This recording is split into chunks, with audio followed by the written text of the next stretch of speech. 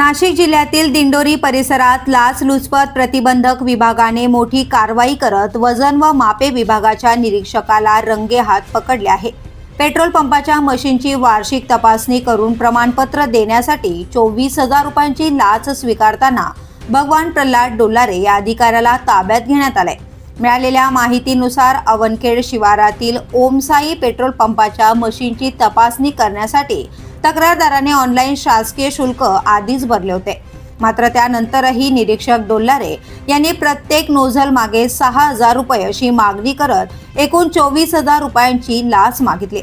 यामुळे तक्रारदाराने थेट लाचलुचपत प्रतिबंधक विभागाकडे तक्रार दाखल केली।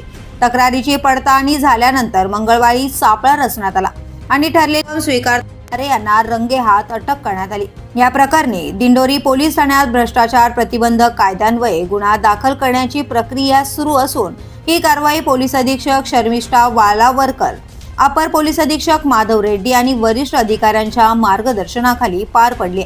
सरकारी शुल्क भरल्यानंतरही लाच मागितल्याने या घटनेमुळे प्रशासनातील भ्रष्टाचार पुन्हा एकदा उघड झाला असून या कारवाईमुळे खळबळ उडाली।